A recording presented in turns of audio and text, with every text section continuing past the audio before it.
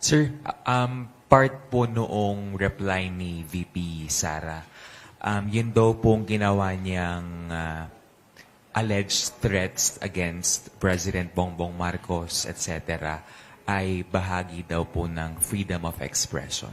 Your thoughts po on that? You know, all lawyers would agree that there's no such thing as absolute freedom. All freedom are also subject to some regulation. One cannot go around the streets accusing anybody of something without the necessary consequence of that action, either verbally or acted upon.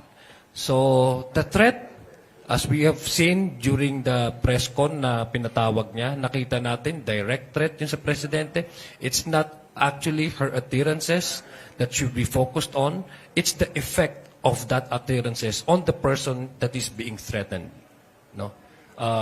In sinabi niya sa presidente, sa unang ginang, no? At saka sa former speakers.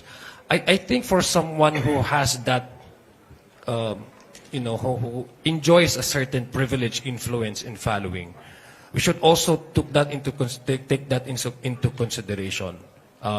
Na hindi mo po pwedeng hindi bigyan ng seriousness itong threat.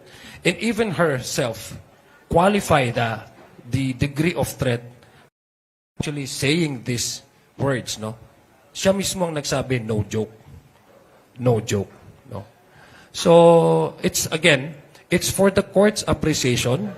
That's why we have forwarded this to the Senate so that the Senate, acting as an impeachment court, can actually and finally settle whether our claim and our allegation that this is indeed constitute betrayal of public trust, this would constitute high crimes, would the Senate be able to at least appraise with the evidence that we will present.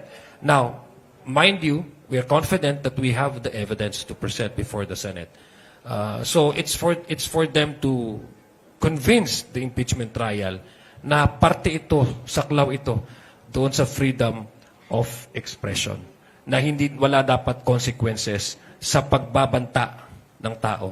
And remember, as a public official, it is also our civic duty to involve ourselves in value formation para tayo po ay pamarisan ng mga kabataan, ng bawat Pilipino, na maganda dapat ang asal na pinapakita natin sa kanila. At the very least, behavioral-wise, I think we owe to our Filipino constituents, no, sa sambayan ng Pilipino, that as elected official, we also have to carry ourselves in the best manner that we can and also enjoy ourselves, engage ourselves in value formation.